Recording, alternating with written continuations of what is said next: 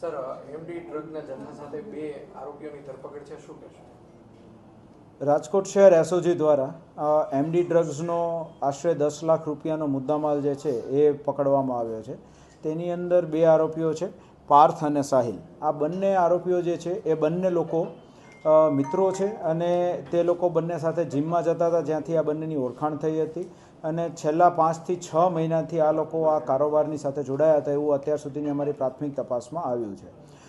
મુંબઈ ખાતેથી આ લોકો આ માલ લઈ આવતા હતા અને અહીંયા જીમના માધ્યમનો ઉપયોગ કરી આ લોકો જે છે એ વધુમાં વધુ ગ્રાહકો શોધી તેનું વેચાણ કરવા માટે પ્રયત્નશીલ હતા. જે દરમિયાન માહિતી મળતા શહેર એસઓજી દ્વારા કાયદેસરની કાર્યવાહી કરવામાં આવે છે.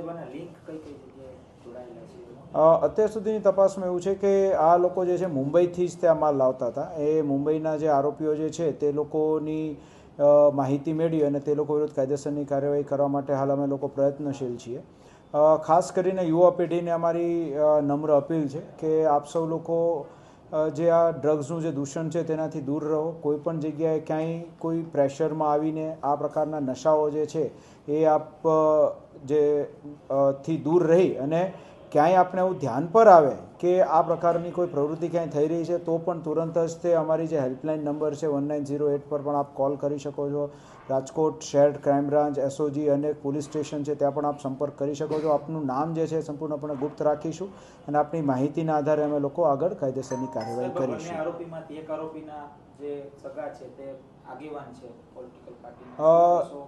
જે લોકોની ધરપકડ થઈ છે તેમાંથી એક આરોપી છે તો એના કોઈ ગુનાહિત પ્રવૃત્તિ સાથે એના ફાધર જોડાયેલા છે અને જનરલી જ્યારે કોઈ પણ વ્યક્તિ જ્યારે પકડાતો હોય તો એની અંદર અમે લોકો એ વ્યક્તિ પોતે શું કામ મતલબ આની અંદર આવા ગુનામાં ઇન્વોલ્વ થયો એની તપાસ કરતા હોઈએ છીએ, જેમાં આ વ્યક્તિ મેઇનલી પૈસાની લાલચ માટે થઈને આની અંદર ઇન્વોલ્વ થયો છે અને એના સગા સંબંધીઓ કોણ છે શું છે તો એ લોકો આની અંદર અમને લોકોને સંપૂર્ણ સહકાર આપી રહ્યા છે અને આ પ્રકારના કોઈ પણ દૂષણ જે છે એ કોઈ પણ